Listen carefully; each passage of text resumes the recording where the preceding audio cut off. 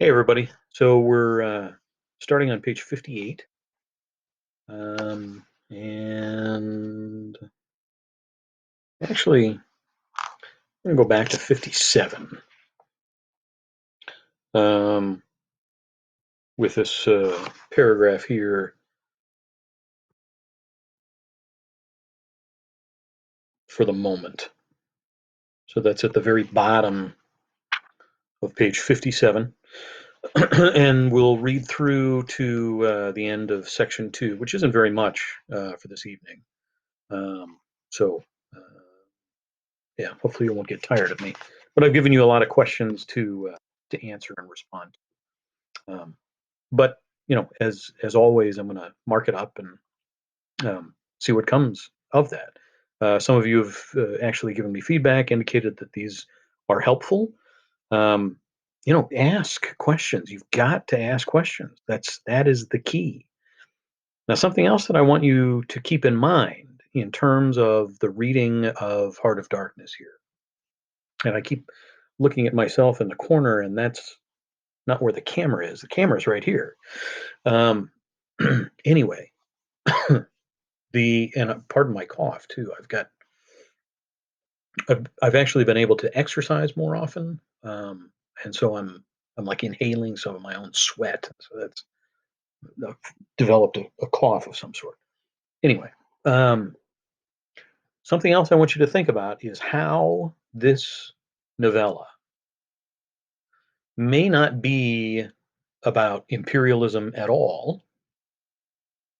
I think pretty obviously it is. Um, but I also want you to think about how this is a story that conveys how we make it through difficult times in our lives. And I've given some indication about that through kind of a coded way with the questions that I gave you. So if you can start to put some of those puzzle pieces together, that might be helpful to you. How is this story a story about how we make it through difficult times in our lives? And this is one of those difficult times. So, anyway, bottom of page 57, for the moment, that was the dominant thought. There was a sense of extreme disappointment, the thinking that Mr. Kurtz is dead. There was a sense of extreme disappointment, as though I had found out I had been striving after something altogether without a substance. I couldn't have been more disgusted if I had traveled all this way for the sole purpose of talking with Mr. Kurtz. Talking with. I flung one shoe overboard. Now, if you recall, his shoes are filled with blood. I flung one shoe overboard and became aware that that was exactly what I had been looking forward to, a talk with Mr. Kurtz. I made the strange discovery that I had never imagined him as doing, you know, but as discoursing. I didn't say to myself, now I will never meet him, or now I will never shake him by the hand, but now I will never hear him. The man presented himself as a voice, and I don't think I've ever noticed that before. That stands out to me for some reason. Not, of course, that I did not connect him with some sort of action. Hadn't I been told in all the tones of jealousy and admiration that he had collected, bartered, swindled, or stolen more ivory than all the other agents together? That was not the point. The point was in his being a gifted creature, and that of all his gifts, the one that stood out preeminently, that carried with it a sense of real presence, was his ability to talk. His words, the gift of expression, the bewildering, the illuminating, the most exalted, and the most contemptible, the pulsating stream of light, or the deceitful flow from the heart of an impenetrable darkness. And that was where we left off. The other shoe went flying unto the devil god of that river. I thought, by Jove, it's all over. We're too late. He's vanished. The gift has vanished. By means of some spear, arrow, or club, I will never hear that chap speak after all. And my sorrow had a startling extravagance of emotion, even such as I had noticed in the howling sorrow of these savages in the bush. I couldn't have felt more of lonely desolation somehow had I been robbed of a belief or had missed my destiny in life. Why do you sigh in this beastly way, somebody? Absurd? Well, absurd. Good Lord, mustn't a man ever? Here, give me some tobacco. So Marlowe here breaks out and yells at his friends. So somebody has sighed and accused him of being absurd. So he's hearing them. He's not, because he's telling the story. The frame narrator is no longer speaking at this point. And so Marlowe's expressing his frustration with his friends. So somebody has accused him of being absurd. They're sighing at the story that he's talking about. And this business of being robbed of a belief. Now, if you look at the passage, the post from Tuesday, Wednesday last week, and a lot of people misunderstood this, where I said, talk about your cognitive dissonance. This is the cognitive dissonance. This is what Joseph Conrad was talking about, how he wants to believe in a few very simple things. I don't know if it was exactly that wording, very specific things, but at the same time, wonders if or believes that um, if we if we chase something down too far down the rabbit hole, nothing can withstand. Um, Nothing can stand. Nothing can, you know, nothing can stand. So you got to take a look at what Conrad said. That was Tuesday, Wednesday from last week. So he wants some tobacco. Here, give me some tobacco. There was a pause of profound stillness, and so now here's our frame narrator. Pause of profound stillness. So lots of quiet. Then a match flared. Now, are you beginning to see why I had you read "We Grow Accustomed to the Dark"?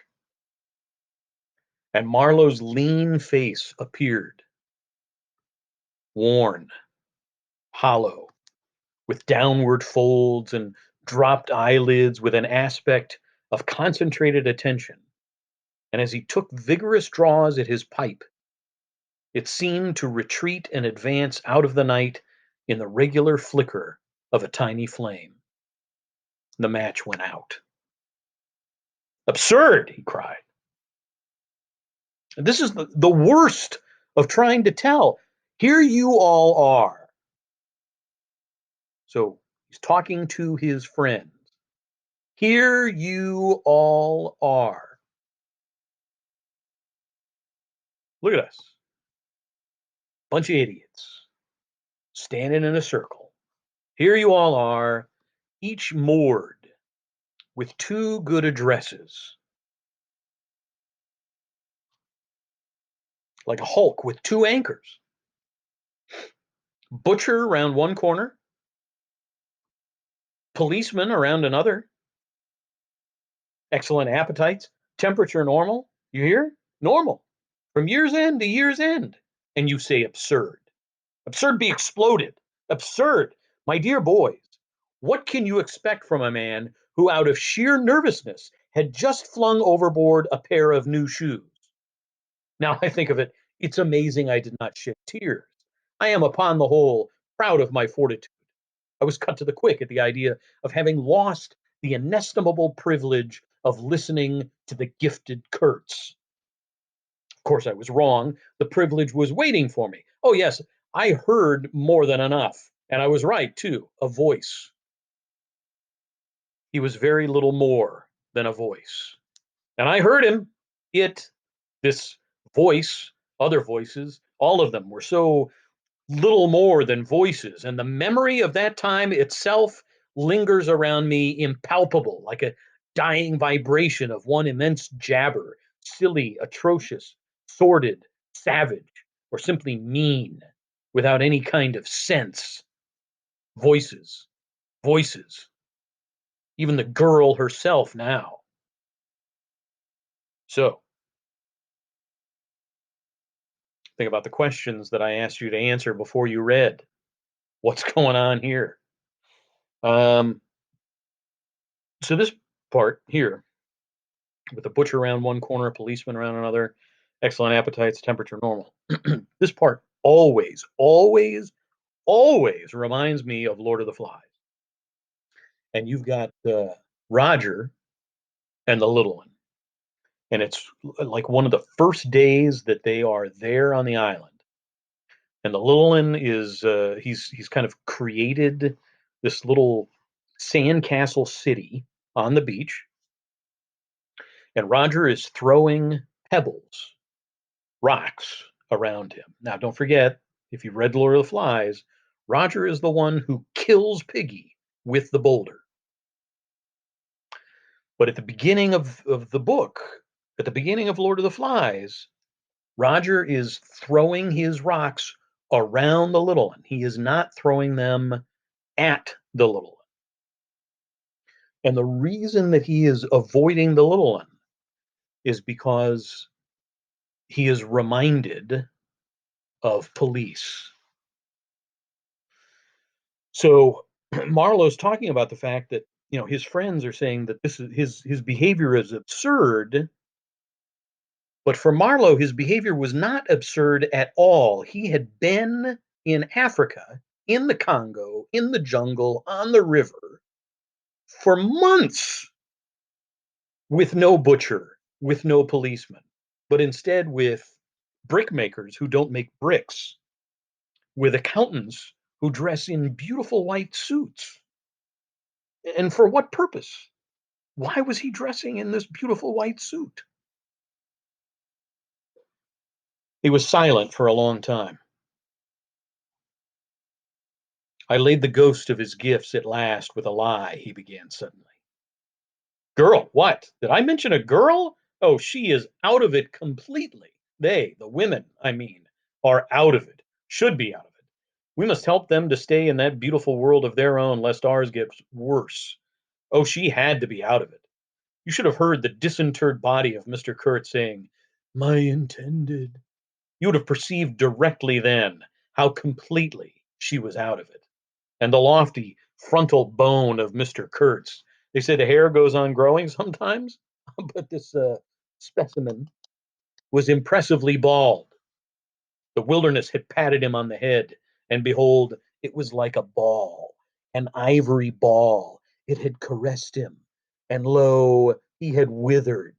It had taken him, loved him, embraced him, got into his veins, consumed his flesh, and sealed his soul to its own by the inconceivable ceremonies of some devilish initiation. He was its spoiled and pampered favorite. Ivory. Oh, I should think so. Heaps of it, stacks of it. The old mud shanty was bursting with it. You would think there was not a single tusk left either above or below the ground in the whole country. Mostly fossil, the manager had remarked disparagingly. It was no more fossil than I am, but they call it fossil when it's dug up. It appears these Negroes do bury the tusks sometimes, but evidently they couldn't bury this parcel deep enough to save the gifted Mr. Kurtz from his fate. We filled the steamboat with it and had to pile a lot on the deck. Thus he could see and enjoy as long as he could see, because the appreciation of this favor had remained with him to the last. You should have heard him say, My ivory. Oh, yes, I heard him. My intended, my ivory, my station, my river, my everything belonged to him. It made me hold my breath in expectation of hearing the wilderness burst into a prodigious peal of laughter that would shake the fixed stars in their places, Everything belonged to him, but that was a trifle. The thing was to know what he belonged to. How many powers of darkness claimed him for their own? That was the reflection that made you creepy all over. It was impossible. It was not good for one either, trying to imagine. He had taken a high seat amongst the devils of the land. I mean, literally. You can't understand. So again, Marlowe's talking to his friends. You can't understand. How could you? Solid pavement under your feet. So butchers, policemen, solid pavement under your feet, surrounded by kind neighbors, ready to cheer you or to fall on you, stepping delicately between the butcher and the policeman in the holy terror of scandal and gallows and lunatic asylums. How can you imagine what particular region of the first ages a man's untrammeled feet may take him into by the way of solitude? Utter solitude without a policeman, by the way of silence, utter silence, where no warning voice of a kind neighbor can be heard whispering of public opinion. These little things make all the difference. So, what is Marlowe telling us about what happens when you go into the Congo? What happens, oh, for example, when you move to your dorm? What's going on right now? Think about it. Think about how easy it is to not do the work. You don't have to actually see me physically every day. And so I don't care. How many of your peers have like completely checked out? Do you have any idea? That's going to be an assignment that I need to add to our agenda. Is I'm going to ask you to check in with somebody who maybe you haven't checked in with. When they are gone, I'm back to reading now. When they are gone, you must fall back upon your own innate strength. When there's no policeman, no butcher, no neighbor to go, uh-uh, you're not supposed to do that. Think about the freshmen in our hallways. What? What did I do? I didn't do anything. When they are gone, you must fall back upon your own innate strength, upon your own capacity for faithfulness.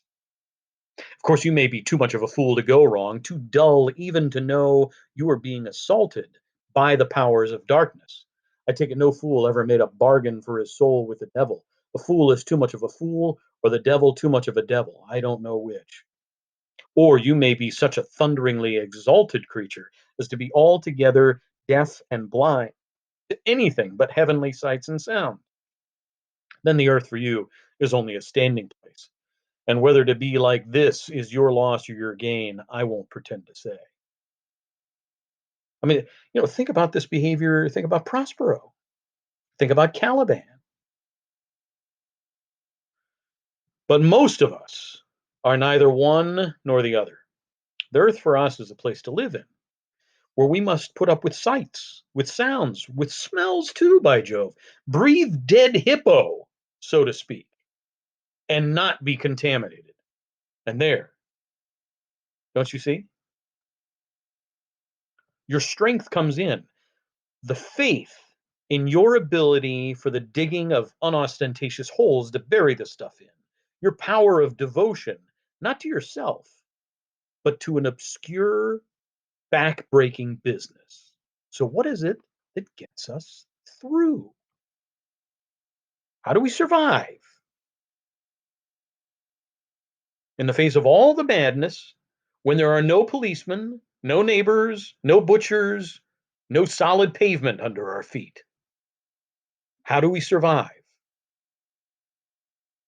How do we get through dealing with that madness? And that's difficult enough. Mind, I'm not trying to excuse or even explain. I am trying to account to myself for Mr. Kurtz, for the shade of Mr. Kurtz, this initiated wraith from the back of nowhere, honored me with its amazing confidence before it vanished altogether. This was because it could speak English to me. The original Kurtz, so the characterization of Kurtz, the original Kurtz had been educated partly in England. And as he was good enough to say himself, his sympathies were in the right place. His mother was half English. His father was half French. All Europe contributed to the making of Mr. Kurtz. And by, I learned that most appropriately, the International Society for the Suppression of Savage Customs had entrusted him with the making of a report for its future guidance. And he had written it too. I've seen it, I've read it. It was eloquent, vibrating with eloquence. Too high strung, I think. 17 pages of close writing he had found time for. But this must have been before his, let us say, nerves went wrong. It caused him to preside at certain midnight dances, ending with unspeakable rites, which, as far as I reluctantly gathered from what I have heard at various times, were offered up to him. Do you understand? Do you understand? To Mr. Kurtz himself? But it was a beautiful piece of writing. The opening paragraph, however, in the light of later information, strikes me now as ominous. So the opening paragraph strikes him as ominous. He began with the argument that we whites, from the point of development we had arrived at, must necessarily appear to them, savages, in the nature of supernatural beings. We approach them with the might of a deity, and so on and so on. Don't forget, how did Marlowe refer to Freslevin? When he came and discovered his body, how did he describe his body? By the simple exercise of our will, we can exert a power for good practically unbounded, etc., etc. From that point, he soared and took me with him. The peroration was magnificent, though difficult to remember. You know, it gave me the notion of an exotic immensity ruled by an august benevolence, made me tingle with enthusiasm. This was the unbounded power of eloquence, of words, of burning, noble words. There were no practical hints to interrupt the magic current of phrases, unless a kind of note at the foot of the last page. Now, don't forget, this is for the International Society for the Suppression of Savage Customs. Unless a kind of note at the foot of the last page, scrawled evidently much later, in an unsteady hand, may be regarded as the exposition of a method. A method. It was very simple, and at the end of that moving appeal to every altruistic sentiment it blazed at you, luminous and terrifying, like a flash of lightning in a serene sky, exterminate all the brutes. Go ahead. Audible gasp. Okay. The curious part was that he had apparently forgotten all about that valuable postscriptum, because later on, when he, in a sense, came to himself, he repeatedly entreated me to take good care of my pamphlet, he called it, as it was sure to have, in the future, a good influence upon his career. I had full information about all these things, and besides, as it turned out, I was to have the care of his memory. I've done enough for it to give me the indisputable right to lay it, if I choose, for an everlasting rest in the dustbin of progress, amongst all the sweepings and, figuratively speaking, all the dead cats of civilization. But then, you see, I can't choose. He won't be forgotten. Whatever he was not common. He had the power to charm or frighten rudimentary souls into an aggravated witch dance in his honor. He could also fill the small souls of the pilgrims with bitter misgivings. He had one devoted friend at least, and he had conquered one soul in the world that was neither rudimentary nor tainted with self seeking. No, I can't forget him, though I am not prepared to affirm the fellow was exactly worth the life we lost in getting to him. Who's he talking about there? Who is Marlowe talking about? Whose life was lost in getting to Kurtz?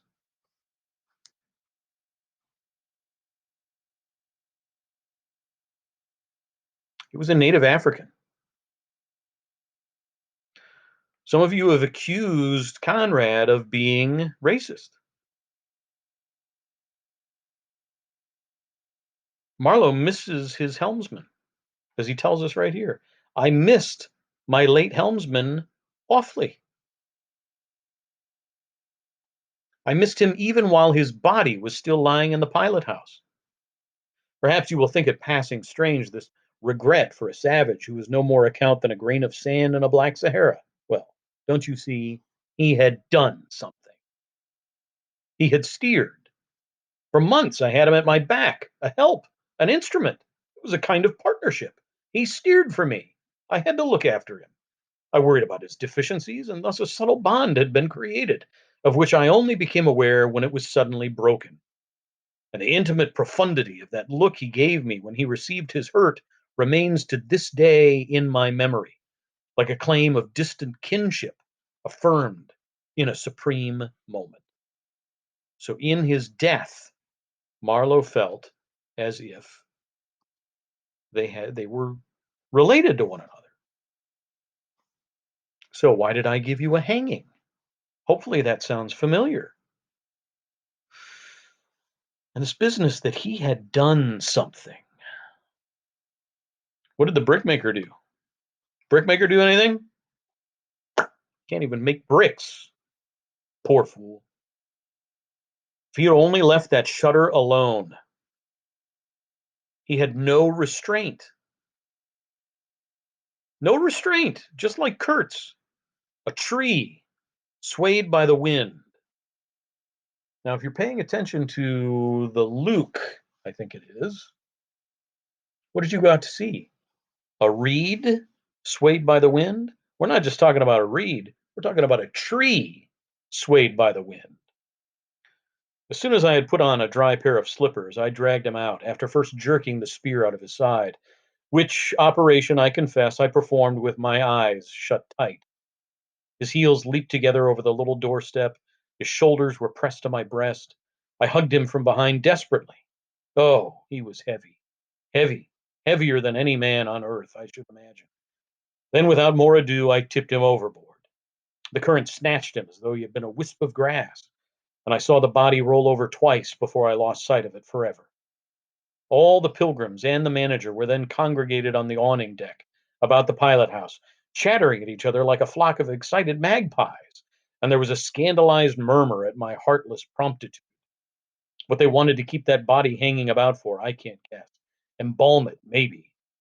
But I had also heard another, and a very ominous murmur on the deck below.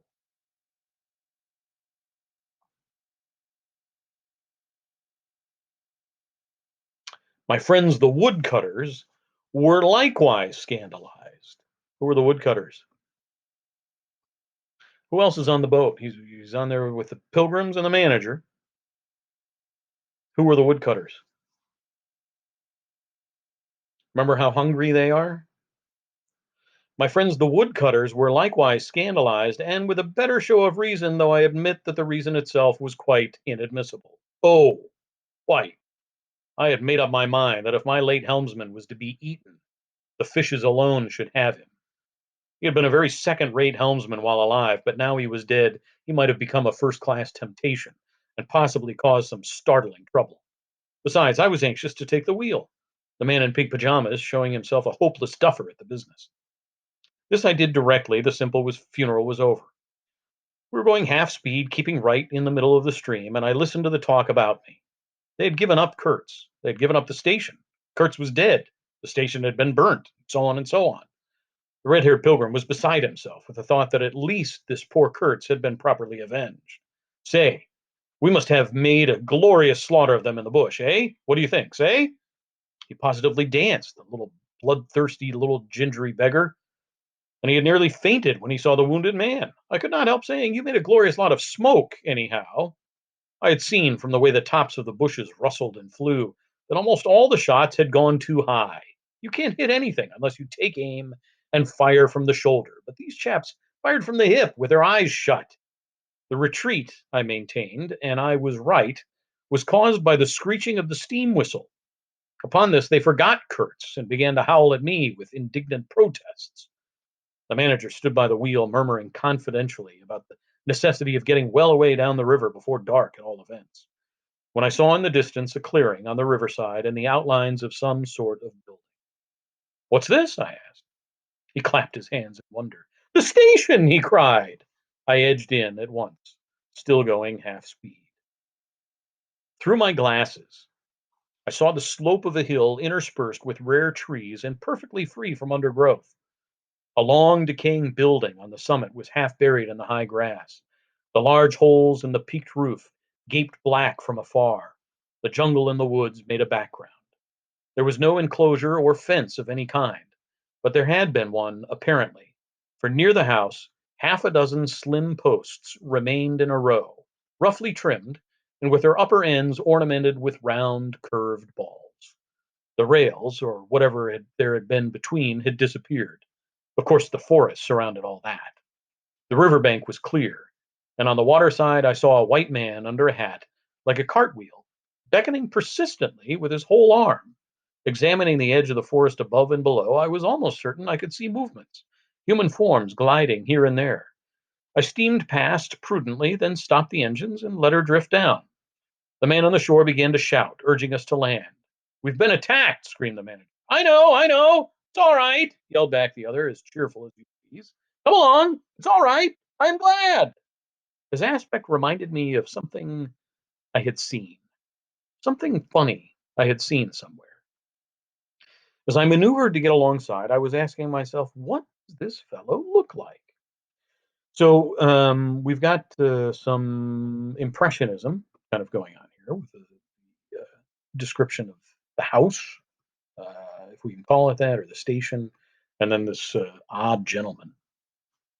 Things will become clear.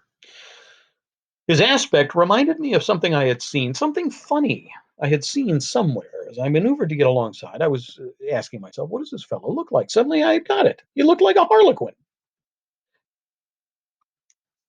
Now, I don't know if any of you saw that movie or not. Harlequin essentially is a clown. His clothes had been made of some stuff that was brown holland, probably, but it was covered with patches all over, with bright patches, blue, red, and yellow, patches on the back, patches on the front, patches on elbows, on knees, colored binding around his jacket, scarlet edging at the bottom of his trousers, and the sunshine made him look extremely gay and wonderfully neat withal, because you could see how beautifully all this patching had been done. A beardless, boyish face, very fair. No features to speak of, nose peeling, little blue eyes, smiles and frowns, facing each other over that open countenance like sunshine and shadow on a windswept plain. "Look out, Captain!" he cried. "There's a snag lodged in here last night." "What? Another snag?" I confess I swore shamefully. I'd nearly holed my cripple to finish off that charming trip. The harlequin on the bank turned his little pug nose up to me. "You English?" he asked, all smiles. "Are you?" I shouted from the wheel. The smiles vanished, and he shook his head as if sorry for my disappointment. Then he brightened up. "Never mind," he cried encouragingly. "Are we in time?" I asked. "He is up there," he replied, with a toss of the head up the hill, and becoming gloomy all of a sudden. His face was like the autumn sky, overcast one moment and bright the next. When the manager, escorted by the pilgrims, all of them armed to the teeth, had gone to the house, this chap came on board. "I say, I don't like this. These natives are in the bush," I said. He assured me earnestly it was all right. "They're simple people," he added. "Well, I am glad you came. It took me all my time to keep them off. But you said it was all right," I cried. "Oh, they meant no harm," he said, and as I stared, he corrected himself. "Not exactly." Then vivaciously, "My faith, your pilot house wants a clean up." And the next breath he advised me to keep enough steam on the boiler to blow the whistle in case of any trouble. "One good screech will do more for you than all your rifles. They are simple people," he repeated. He rattled away at such a rate he quite overwhelmed me. He seemed to be trying to make up for lots of silence, and actually hinted, laughing, that such was the case.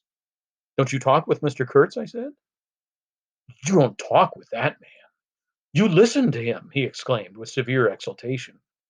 But now he waved his arm, and in the twinkling of an eye was in the uttermost depths of despondency. In a moment he came up again with a jump, possessed himself of both my hands, shook them continuously while he gabbled. Brother sailor, honor, pleasure, delight, introduce myself, Russian, son of an archpriest, government of Tambov. What? Tobacco? English tobacco. The excellent English tobacco. Now that's brotherly. Smoke. Where's the sailor that does not smoke?